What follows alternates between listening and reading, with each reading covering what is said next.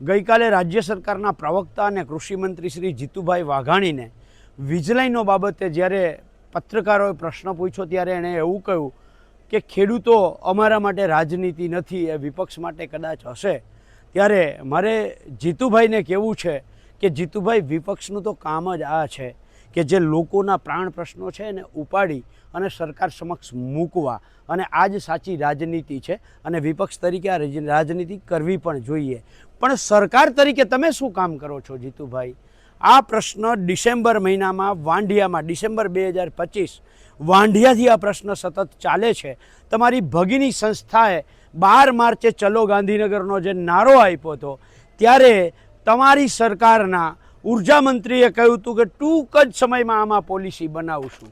આ માર્ચ મહિનાથી લઈ અને હજી સુધી સરકાર એમ કહે છે કે પોલિસી બનાવશું, લાંબા ગાળાની પોલિસી બનાવશું।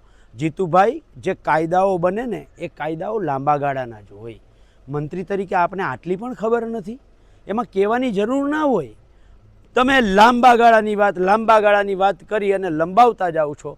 જીતુભાઈને હું કહેવા માગું છું, જો તમે ખેડૂતો સાથે રાજકારણ ના કરતા હોવ તો જીતુભાઈ, આદેશ આપો તમે કે આખા ગુજરાતમાં વીજ લાઇનોનું કામ જેટકો એટલે કે સરકારી કંપનીથી ચાલુ કરી અદાણી અંબાણી સુધી તમામ કંપનીઓના વીજ લાઇનોના જે થાંભલા ખોડવાના કામ છે, તાર ખેંચવાના કામ છે, જ્યાં સુધી આ સરકાર લાંબા ગાળાની પોલિસી તૈયાર ન કરે ત્યાં સુધી એક પણ ખેડૂતના ખેતરમાં વીજ કંપની ખેડૂતના ખેતરમાં પ્રવેશ કરશે નહીં। જો તમે રાજકારણ ખેડૂતો સાથે ના કરતા હો જીતુભાઈ, તો આ આદેશ અપાવો, નહીંતર બહુ સ્પષ્ટ થાય છે તમે અદાણી અંબાણીના ઈશારે સંપૂર્ણ ખેડૂતો સાથે રાજકારણ કરો છો, ખેડૂતોની પીઠમાં ખંજર ભોકો છો અને ખેડૂતોને ક્યાંક ને ક્યાંક મૂર્ખ બનાવો છો। આ સાબિત થઈ છે।